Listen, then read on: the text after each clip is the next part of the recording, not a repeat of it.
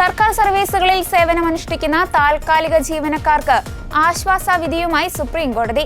സർക്കാർ സർവീസുകളിലെ താൽക്കാലിക ജീവനക്കാർക്കും പെൻഷൻ ലഭിക്കാൻ നിയമപരമായ അർഹതയുണ്ടെന്ന് സുപ്രീം കോടതി പ്രസ്താവിച്ചു.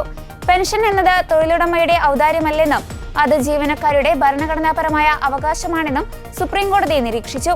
ജസ്റ്റിസുമാരായ സഞ്ജയ് കരോൾ, AJ മസീഹ് എന്നിവരടങ്ങിയ ബെഞ്ചിന്റേതാണ് വിധി പ്രസ്താവന. ബീഹാറിൽ നിന്നുള്ള വിധവയായ ഒരു സ്ത്രീ നൽകിയ ഹർജി പരിഗണിച്ചാണ് കോടതി ഉത്തരവ് നൽകിയത്.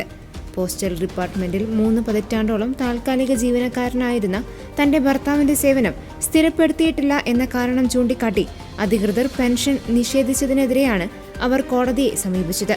കേന്ദ്ര അഡ്മിനിസ്ട്രേറ്റീവ് ട്രിബ്യൂണൽ, പട്ന ഹൈക്കോടതി എന്നിവിടങ്ങളിലെ നിയമ പോരാട്ടങ്ങൾക്ക് ശേഷമാണ് കേസ് സുപ്രീം കോടതിയുടെ പരിഗണനയ്ക്കെത്തിയത്. പെൻഷൻ നൽകുന്നത് വലിയ സാമ്പത്തിക ബാധ്യതയുണ്ടാകുമെന്ന കേന്ദ്ര സർക്കാരിന്റെ വാദം കോടതി തള്ളിക്കളഞ്ഞു.